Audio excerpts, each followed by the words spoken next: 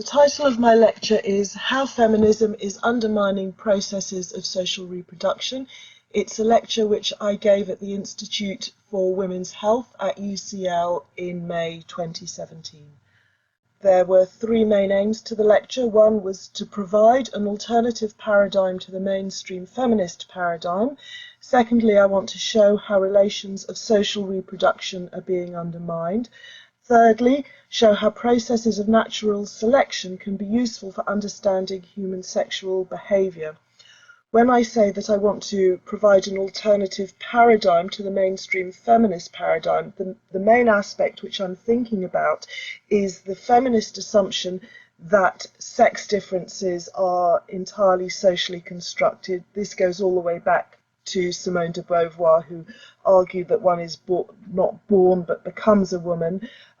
Some Epstein said gender distinctions as dichotomous categories are perpetrated and maintained by social mechanisms and are socially constructed.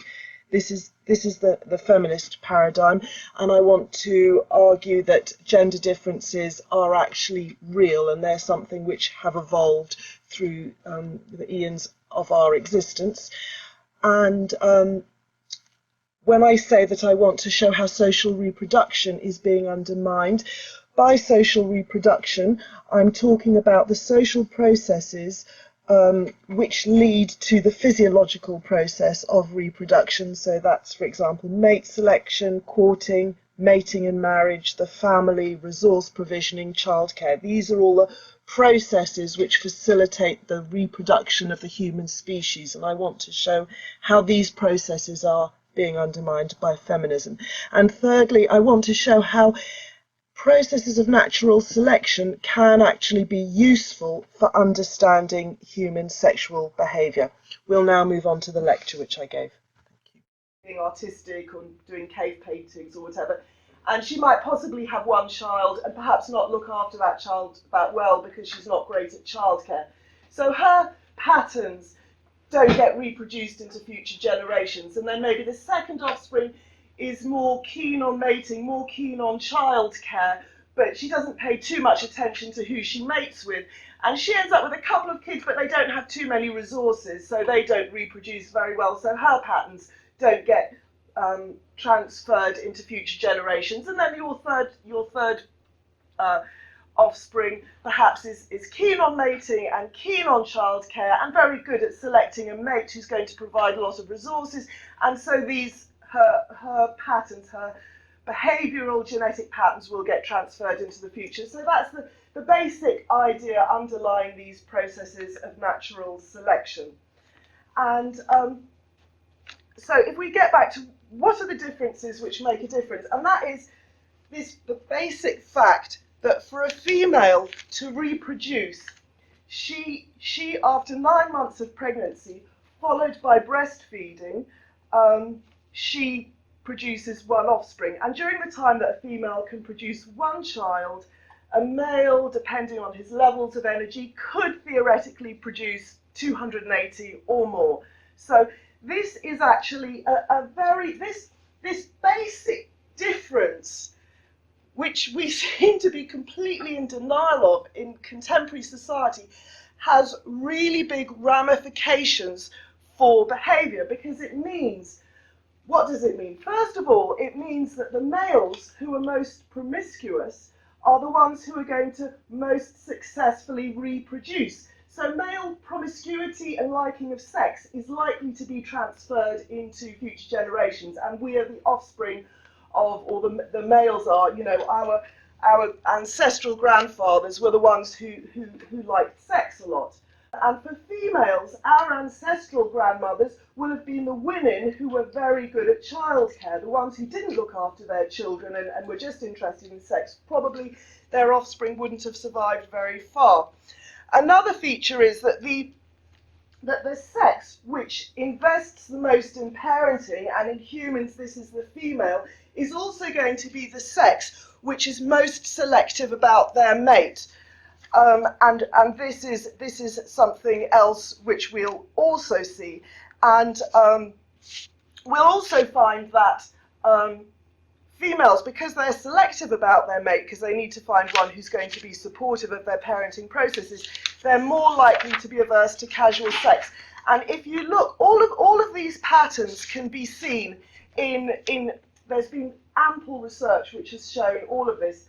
I'll just so if we just look at males and promiscuity, there's a nice story about, this is President Coolidge and his wife, and apparently they were visiting a chicken farm one day, and his wife noticed the cockerel mating with lots of hens, and she said to the farmer, how many times does the cockerel mate in one day? And the farmer told her, I don't know how many times, let's say 25, and she said, please could you go and tell that to the president, that this cockerel is so active. So the farmer told the president, and the president said, how many different chickens does the cockerel mate with one chicken or with many different chickens? And the farmer said, the cockerel mates with very many different chickens, so please go and tell that to my wife. And this is another very basic difference between males and females in mammals. So, for example, if you have a male bull and it's presented with one cow, it will mate with that cow and then stop. If it's presented with lots of new cows, it will carry on mating with them. And that is also found in the male human being. There's huge amounts of research. I'm not sure what these male anthropologists are trying to prove, but you've got sample sizes of like 200,000 individuals from 53 different countries, which show that men have a higher sex drive regardless of age, that they are much more likely to be seeking short-term mates, they wanted more sexual partners than women, and differences in consumption of pornography and masturbation. And it should be pointed out that these differences actually increase in countries with higher levels of gender equality. So the feminist argument would be that these patterns are simply cultural constructions. Well, they're not, because when you've got cultural similarity, gender equality, the differences between men and women actually increase. And similarly, there's ample data which shows that females are much more likely to look after their children, and they look at this in many different ways. And in fact, when you go to some of the most egalitarian tribal societies, such as these are hunter-gatherer societies in Africa, where they're sort of seen as the ideal in having gender similarity, you will still find that females look after the children for very many more hours than the males do. Probably the closest difference, the lowest level of difference is in a country like the US, where the differences between the number of hours that fathers and mothers look after their children decreases. But nonetheless, it's a universal that mothers look after the children more than fathers. And obviously, of course, you get exceptions, but I'm talking about patterns. Now, the other thing is that because females are the more investing sex, they are more selective.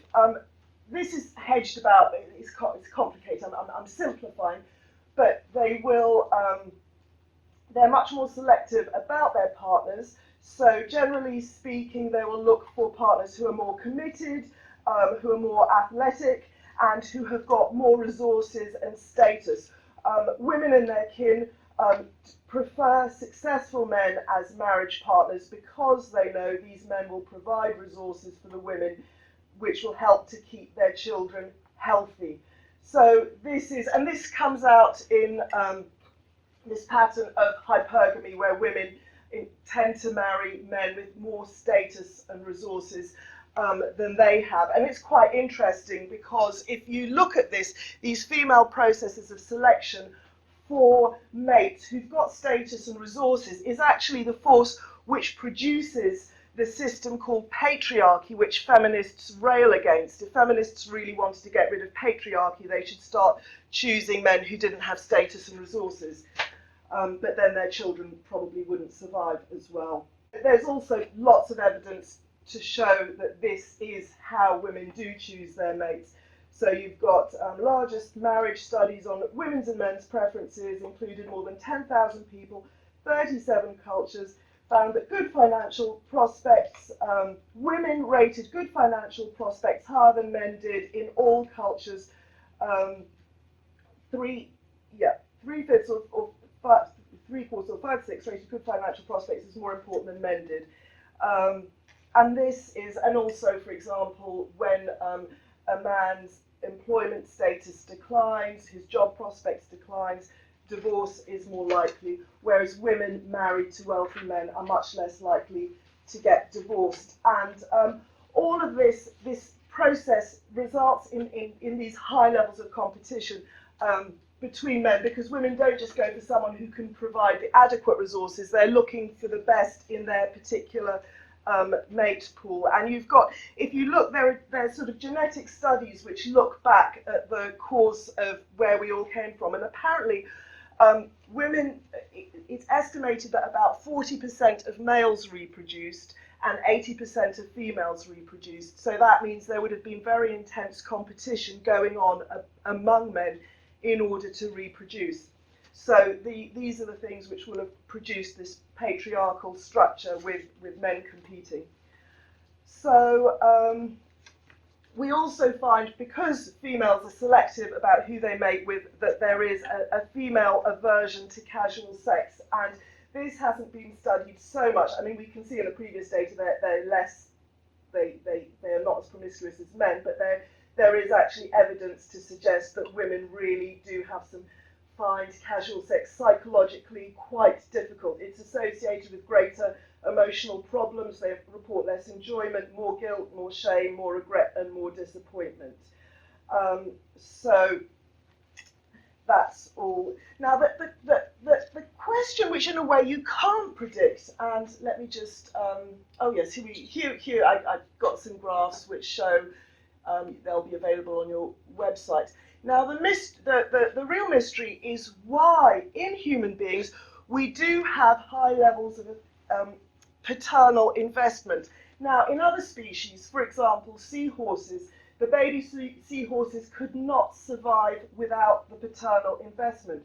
But and among mammals, there's very, very little paternal investment. But among humans, the fathers do invest in their children. And because this is not essential, and because children can survive without fathers investing, and because fathers could theoretically reproduce and mate with lots of people, this is a puzzle which evolutionists do concern themselves with. And there are various factors which, this is just a little rhyme, I quite like it, but anyway. There are various factors which affect paternal investment. One is the physical environment, so quite simply, if you've got very hospitable conditions, then mothers and babies, the babies are more likely to survive without paternal investment. If you've got very hostile conditions with a lack of resources, then the father needs to hang around to make sure that his offspring survive. So that would be one mechanism.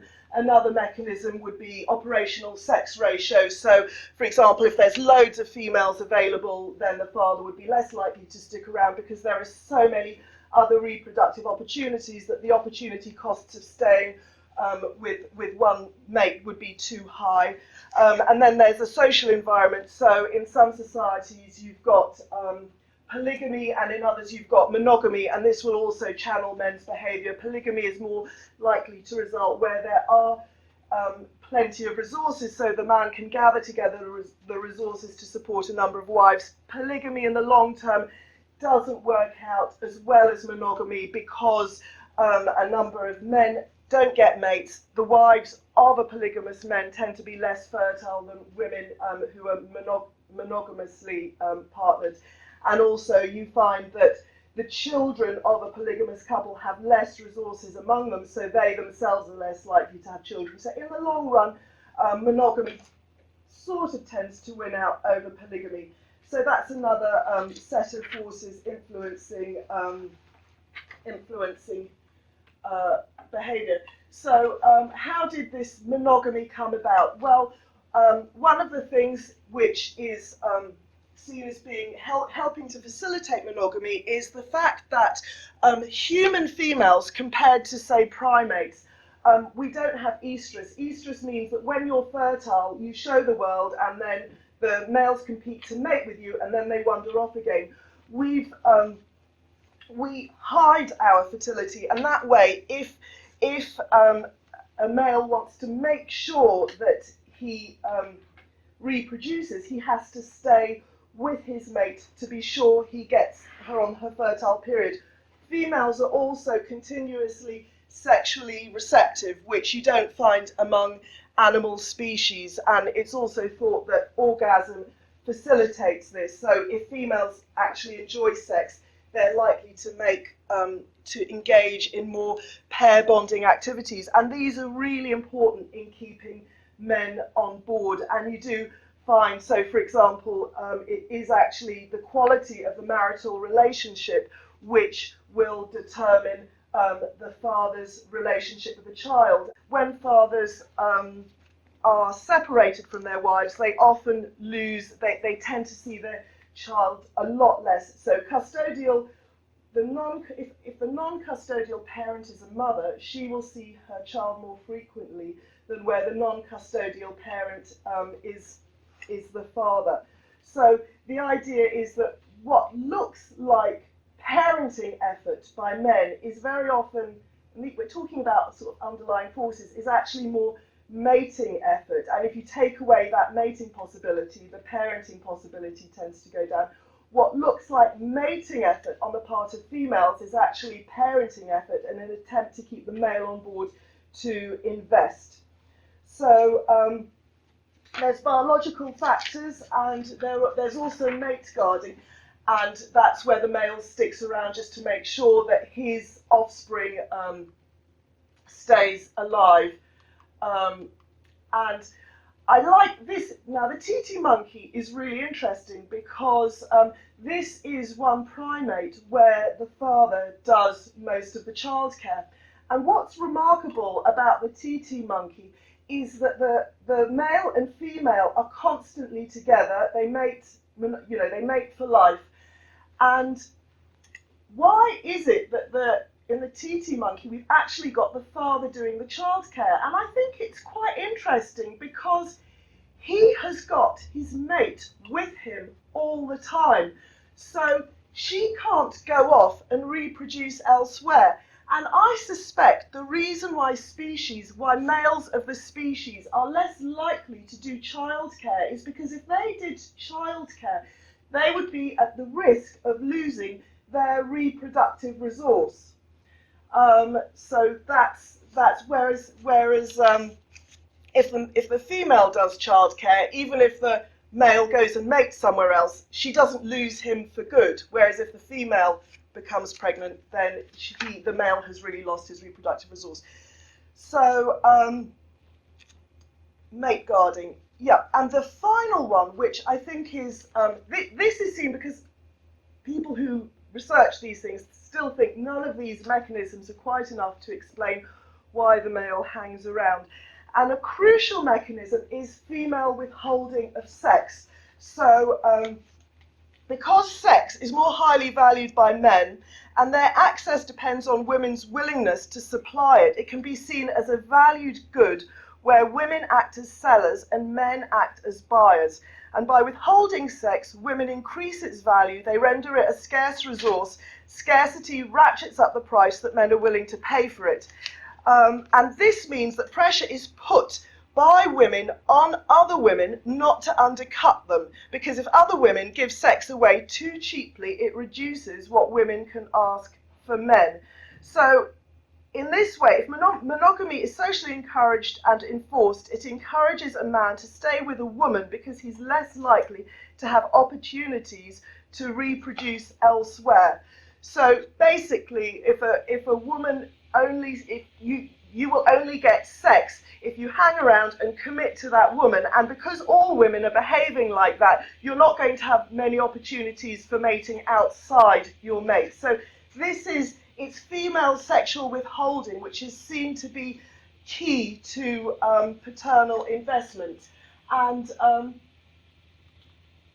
there's this paternal investment has become the idea is that this has become embedded because paternal investment facilitates reproductive success, and there's a lot of evidence to suggest that keeping the father around is a successful strategy. So, for example, if you look at historical evidence, where you had, you had population crashes through plague or whatever, it would be the offspring of the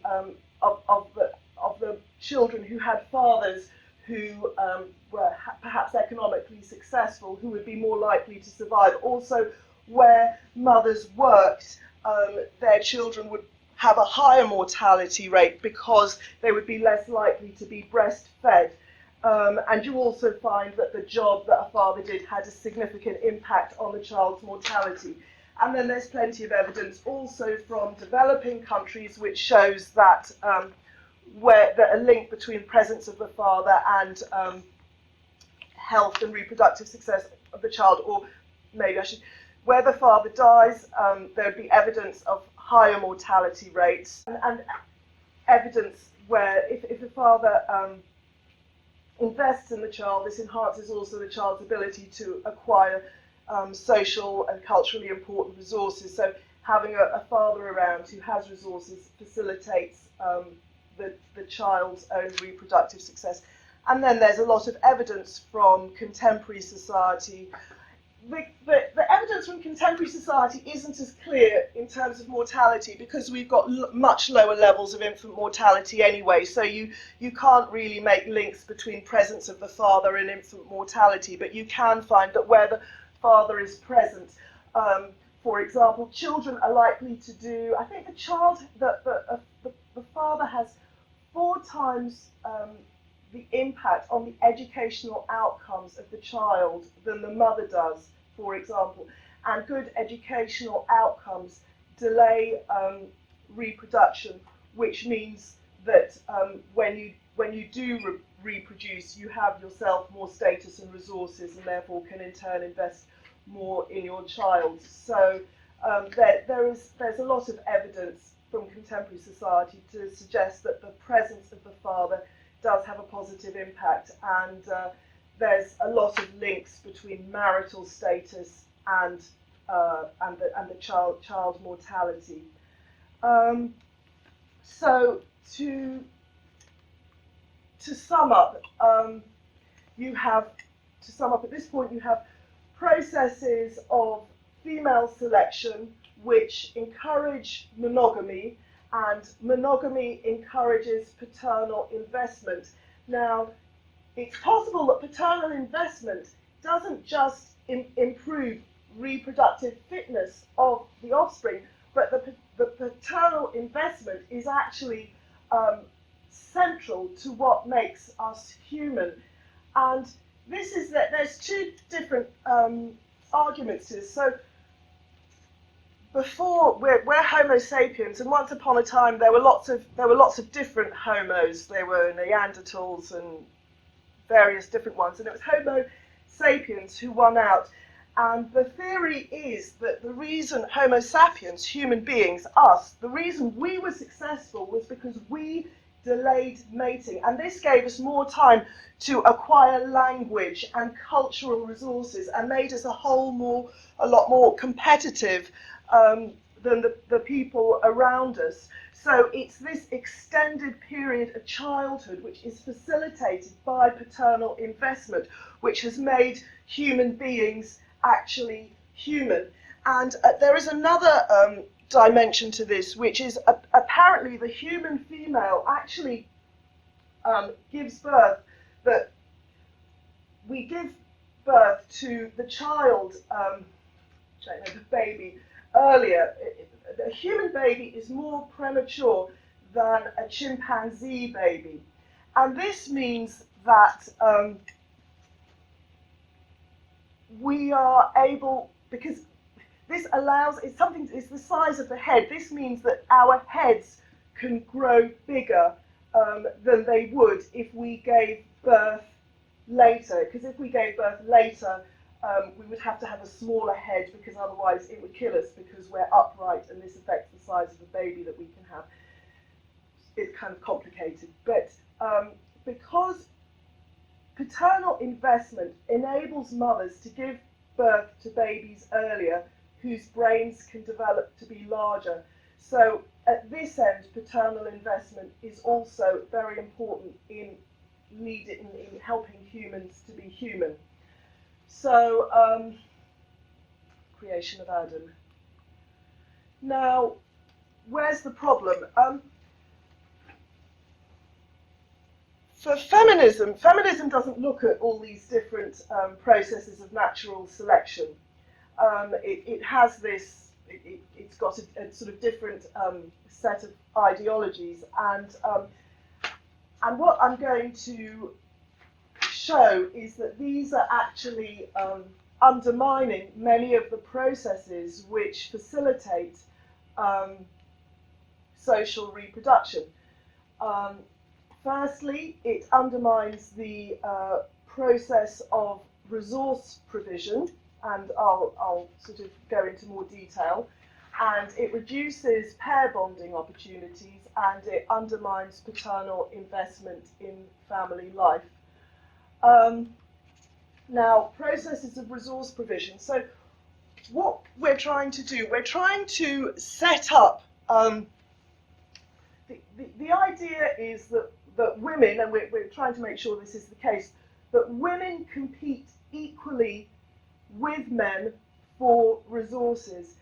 What happens is that as the biggest sort of gender inequality occurs at the higher levels of society. So there's very little gender inequality amongst lower social economic groups. When I say gender equality, I'm talking about payment in work. So people in high status jobs, there's a lot of gender inequality in pay. People in low status jobs, there's almost no gender inequality in pay. And as women compete at the top of the status hierarchy, there tends to be a downward pressure on males. And we can see this in contemporary society, where there are very significant increases in levels of part-time employment among men.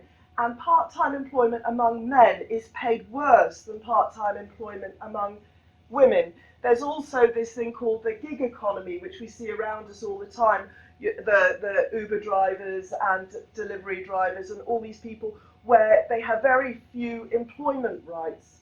And there are also increasing, unemployment and all these issues. And the reason that this is a problem is because women have a tendency to marry upwards, and at the lower levels of society, there are men without resources. So women choose to have children on their own. So the resource provision is effectively undermined for these women because they don't have mates available to provide for them.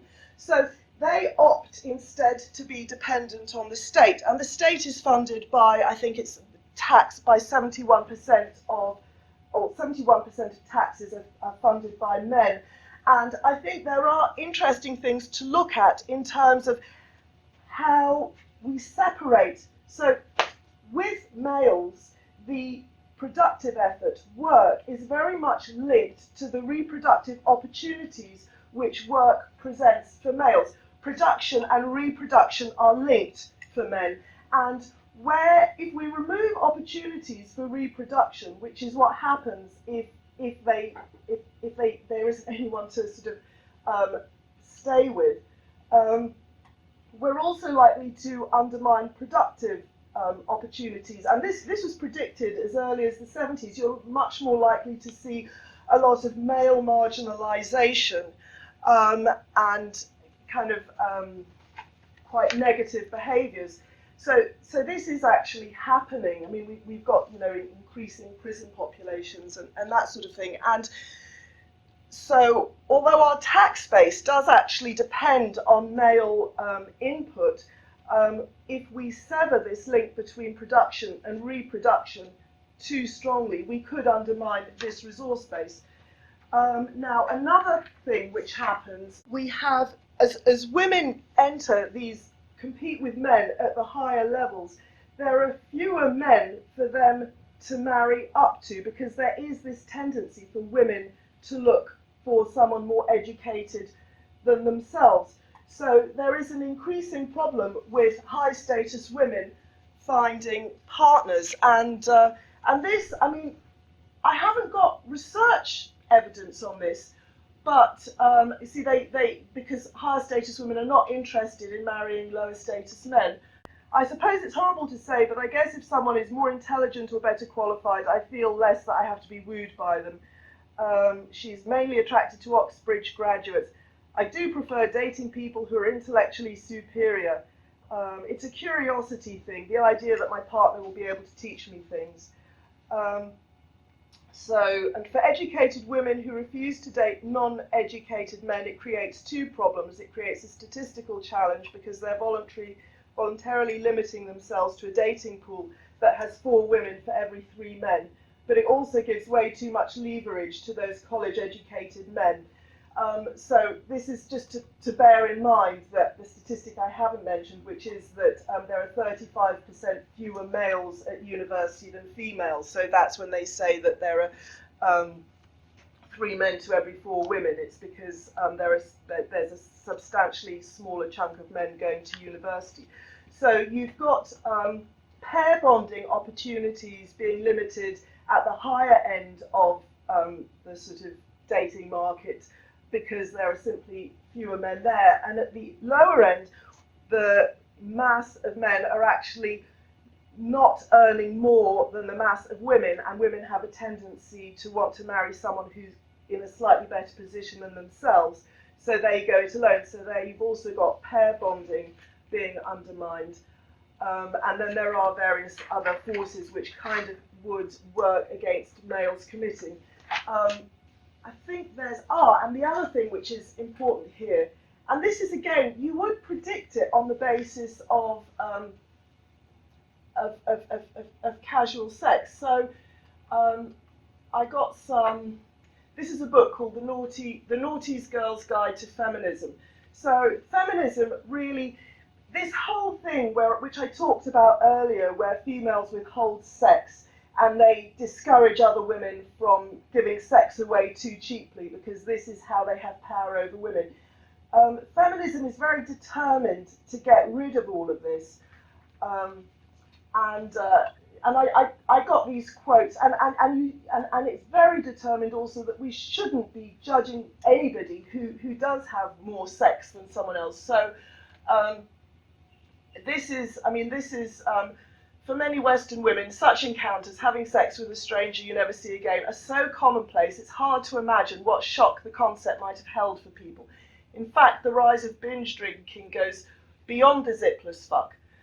Not only do other people not know you had your anonymous fuck, but you might not necessarily know it yourself. I mean, this kind of attitude towards sexual behaviour is just something that's probably it's quite unusual in a sort of wider historical context. It's not completely unknown, but and there should not be a feminist position on how many people is the right number of people to have slept with. One of the things which you should be committed to doing as a staunch feminist is to stop calling other women sluts. So basically, feminism is has the effect of encouraging us to give away sex at a very, very low price. And this is this article in The Guardian, and it's just that the outcome is so predictable on the basis of looking at evolutionary theory. You can predict it. So he thinks that one of the drivers of the so-called hookup culture is the number of men who have found a wealth of available women to choose from. I'm not trying to be the morality police, he says, and he's not saying that everyone wants to be or should be seeking marriage, or that there aren't women who enjoy casual sex as much as men. But I do think the imbalance gives men much more incentive to play the field. So basically, we're creating an environment where we're undermining pair bonding opportunities for ourselves, or feminism is creating an environment which undermines pair bonding opportunities. And finally, it does have the effect of reducing paternal investment. So at the higher end, you've got women who are prepared to have difficulty finding a mate and just decide, well, they'll have a child anyway. And at the lower end, we've got a lot of single parenting, so they don't have paternal investment. I think you could also anticipate that you will find potentially higher levels of divorce because there is still available a pool of younger women who are having difficulties finding mates. So even if people do get married, there is a pool of available women, which I think could mean that the processes of monogamy could be undermined, because it is still a male who remarries does reproductively better than a man who stays monogamously married all his life. So men who remarry will have more children. They tend to remarry someone younger, and they will have more children than someone who doesn't remarry. So we are undermining processes of a paternal investment. And what do I think? I mean, in terms of the future, there's a lot of scope for discussion there. But there is one thing which I think is interesting, which isn't discussed at all in evolutionary theory, and I think is very important, and that is paternal attachment. And I think that this could have a very important role in the future. You see, what we see in contemporary society is actually that when men are divorced and are separated from their children, they very often suffer from very severe depression. There are suggestions that the high rates of male suicide are actually linked to this. And this wouldn't be predicted by evolutionary theory. And I think that what has basically happened is that over these eons that we've been evolving, it's the males who are very attached to their children who are the ones investing in them. So it's not just these social mechanisms I've been talking about, it's paternal attachment that has kept monogamy going and kept paternal investment going. And I think that this could be a very useful mechanism in the future, and it is something that we should encourage, which is the fact that males do have a very strong attachment to their children, and we should make sure that we facilitate and encourage this paternal attachment at all levels.